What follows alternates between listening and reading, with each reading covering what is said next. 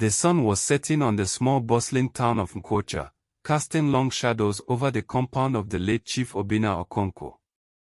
The air was thick with tension as the family gathered in the courtyard, their faces a mixture of grief and greed.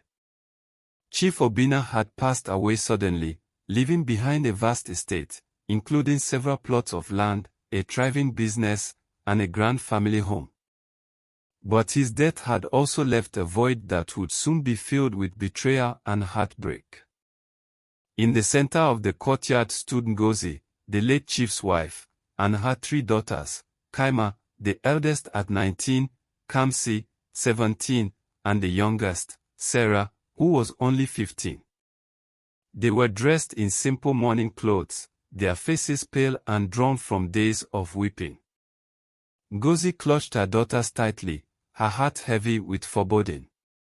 She had always known that her husband's family had never fully accepted her, but she had never imagined the cruelty that was about to unfold. The family meeting was called to order by Chief Obinna's eldest brother, Uncle Emeka, a tall, imposing man with a voice that commanded attention. He stood before the gathered relatives, his expression stern and unyielding. "Brothers and sisters," he began, his voice echoing through the courtyard, "we are here today to discuss the distribution of our late brother's estate. As the head of the family, it is my duty to ensure that his wealth is divided according to our traditions." Ngozi's heart sank as she listened to his words.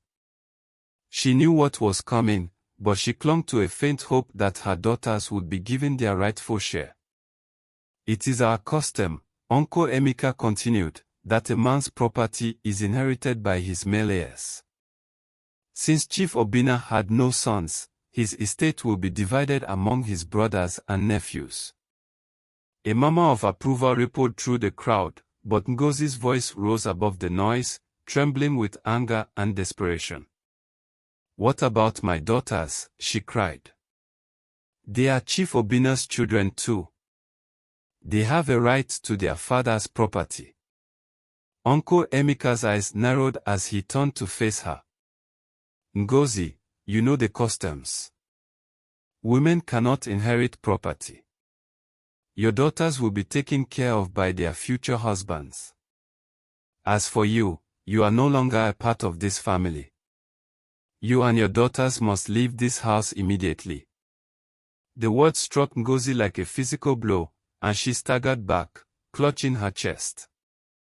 Her daughters clung to her, their faces filled with fear and confusion. "Please," Ngozi begged, tears streaming down her face. "We have nowhere to go. Have mercy on us." But her pleas fell on deaf ears. The relatives turned their backs on her, their faces cold and unyielding. Within hours, Ngozi and her daughters were forced to pack their meager belongings and leave the only home they had ever known. As they walked away from the compound, the weight of their loss pressed down on them like a heavy stone. They had no money, no food, and no shelter. The future that had once seemed so bright was now shrouded in darkness. The days that followed their eviction were a blur of hunger, exhaustion, and despair. Ngozi and her daughters wandered the streets of Nkocha, begging for food and shelter. They slept in abandoned buildings, huddled together for warmth, and scavenged for scraps of food in the market. The initial shock of their sudden fall from grace gave way to the grim reality of survival. They had no money, no connections, and no one to turn to. The relatives who had once been so eager to share in Chief Obinna's wealth now refused to even acknowledge their existence. Ngozi's heart ached as she watched her daughter suffer. Chiamaka, who had always been so strong and determined, now walked with her head bowed, her spirit broken. Kamsi, who had once been so full of laughter, now rarely smiled, her eyes filled with a sadness that belied her young age. And Sarah, the baby of the family, clung to her mother, her small body trembling with fear and hunger. The first few weeks were the hardest. They had no steady source of income, and the little money Ngozi had managed to save from her husband's allowance was quickly depleted. They resorted to begging, but the meager coins they received were barely enough to buy a loaf of bread. Ngozi knew that they couldn't survive on charity alone. She had to find a way to provide for her daughters, but the odds were stacked against her. She had no education, no skills, and no one to turn to for help. One day, as they wandered through the market, Ngozi spotted a woman selling roasted corn. The smell of the food made her stomach growl, and she approached the woman, her hands trembling as she held out a few coins. "Please," she whispered, "can you spare some food for my daughters?" The woman looked at her with pity in her eyes and handed her a few ears of corn. "Take it," she said softly. "I can see that you and your children are suffering." Ngozi thanked her with tears in her eyes and hurried back to her daughters. They devoured the corn hungrily, their faces lighting up with the first signs of joy they had felt in weeks. But the kindness of strangers was not enough to sustain them. Ngozi knew that they needed a steady source of income if they were to survive. She began to look for work, but finding employment was no easy task. She had no experience, and most employers were reluctant to hire a woman with 3 children in tow. Finally, after weeks of searching, Ngozi found a job as a cleaner in a small restaurant. The pay was meager, and the work was backbreaking, but it was enough to put food on the table. She worked long hours, scrubbing floors and washing dishes, while her daughters waited for her in a corner of the restaurant. The owner, a kind-hearted woman named Nkechi, took pity on them and allowed the girls to stay, but she couldn't afford to pay them. As the months passed, Ngozi's daughters began to take on odd jobs to help support the family. Kaima, the eldest, found work as a maid in a wealthy household. She woke up before dawn every day to clean, cook, and do laundry for a family that barely acknowledged her existence. The work was exhausting, and the pay was barely enough to buy a few groceries, but Kaima endured it without complaint. She knew that every penny counted, and she was determined to do whatever it took to help her family survive. Kamsi, who had always been artistic, began to sell handmade crafts in the market. She used whatever materials she could find, scraps of cloth, discarded beads, and bits of wood, to create beautiful necklaces, bracelets, and earrings. Her creations were a hit with the market goers, and she soon developed a small but loyal customer base. The money she earned was a welcome addition to the family's meager income, but it was still not enough to lift them out of poverty. Sarah, the youngest, was too young to work, but she did her part by helping her mother and sisters with their chores. She would wake up early to help Kaima with the cleaning, and she would spend hours sorting beads and threading necklaces for Kamsi. Despite her young age, Sarah had a maturity beyond her years, and she never complained about the hardships they faced. The years passed, and the Okonkwo family continued to struggle. They moved from one menial job to another, always barely scraping by. Ngozi worked as a cleaner, a laundrywoman, and even a street sweeper, but no matter how hard she worked, they could never seem to get ahead. The girls grew thin and pale, their once bright eyes dulled by the constant struggle for survival. There were moments of despair when Ngozi wondered if they would ever escape the cycle of poverty. She would lie awake at night, listening to the sound of her daughters breathing, and wonder if they would ever have a chance at a better life. But even in her darkest moments, she never gave up hope. She knew that as long as they were together, they could overcome anything. One day, as they were sitting by the roadside, selling Kamsi's handmade crafts, a woman approached them. She was elegantly dressed, with a kind face and a warm smile. She picked up one of Kamsi's necklaces and examined it closely. "Did you make this?" she asked, her voice filled with admiration. Kamsi nodded shyly. Yes, ma'am. The woman smiled. It's beautiful. You have a real talent. Ngozi, who had been watching the interaction closely, stepped forward. Thank you, ma'am. My daughter has always loved creating things. The woman looked at Ngozi and her daughters, her eyes filled with compassion. I can see that you've been through a lot. My name is Mrs. Chioma, and I would like to help you. Ngozi's heart swelled with hope, but she was also wary. They had been let down so many times before that she was afraid to believe that this woman could truly help them. What do you mean? She asked cautiously. Mrs. Chioma smiled. I have a small house that you can stay in, and I will provide you with food and clothing. But more importantly, I want to give your daughters an education. They deserve a chance to build a better future for themselves. Ngozi's eyes filled with tears, and she fell to her knees, clutching Mrs. Chioma's hands. Thank you, she whispered. Thank you so much. Mrs. Chioma helped her to her feet and led them to the small house she had promised. It was a modest home, but to Ngozi and her daughters, it was a palace.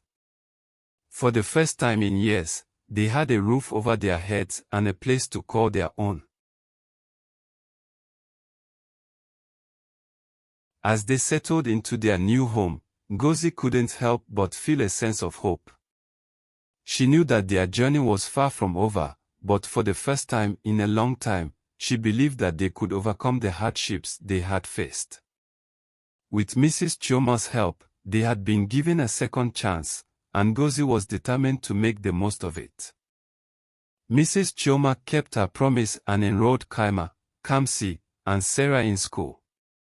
The girls were eager to learn, and they threw themselves into their studies with a determination that impressed their teachers. For the first time in years, they had a sense of purpose and a hope for the future. Kaima, who had always been a natural leader, excelled in her studies and became the head girl of her school. She was determined to become a lawyer, so she could fight for the rights of women and children who had been wronged, just as she and her family had been.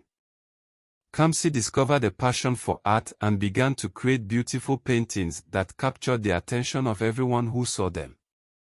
She dreamed of one day having her own art gallery, where she could showcase her work and inspire others. Sarah, the youngest, showed a talent for music, her voice filling the house with melodies that brought joy to everyone who heard her. She dreamed of becoming a famous singer, so she could use her music to bring hope and happiness to others. Mrs. Chioma watched over them like a mother hen, her heart swelling with pride at their accomplishments. She had always believed in the power of education to transform lives, and she was thrilled to see the Okonkwo girls blossoming into confident, capable young women. As the years passed, the Okonkwo girls continued to excel in their chosen fields. Kaima graduated at the top of her class and was offered a scholarship to study law at a prestigious university. Kamsi's artwork gained recognition, and she was invited to exhibit her paintings at galleries across the country.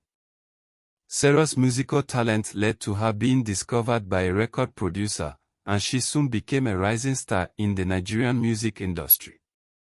The girls' success was a testament to their hard work and determination, but they never forgot the woman who had made it all possible.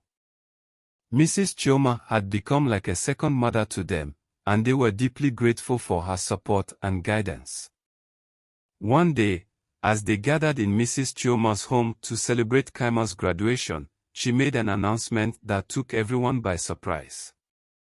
I have something to tell you, she said, her eyes twinkling with excitement. My son, Chinedu, has asked Kaima to marry him, and she has accepted.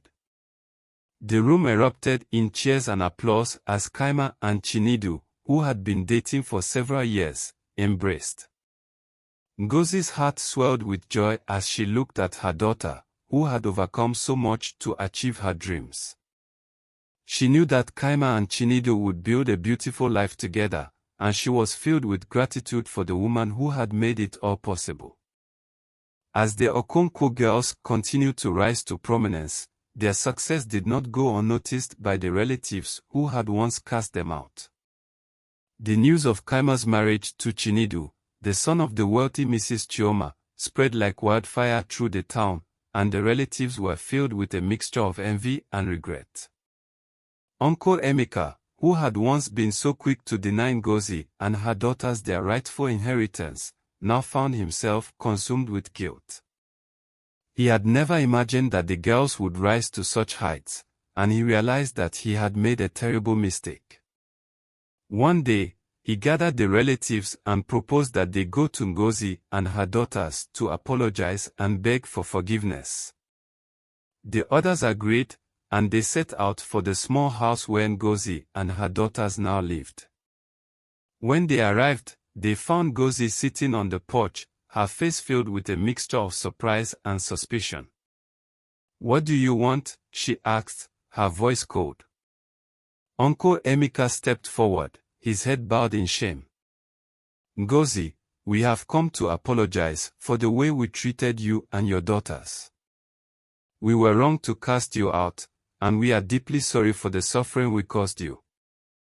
Ngozi's eyes filled with tears as she listened to his words. She had waited years for this moment, but now that it had come, she found herself unsure of how to respond.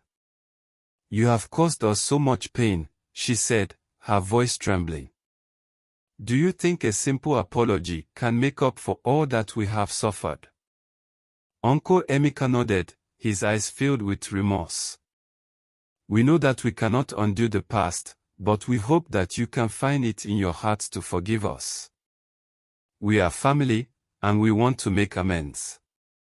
Ngozi looked at her daughters, who had gathered around her, their faces filled with a mixture of anger and sadness. She knew that the decision to forgive was not hers alone to make. "What do you think?" she asked them. Chiamaka stepped forward, her eyes blazing with determination. "We have worked hard to build a life for ourselves, and we will not let anyone take that away from us.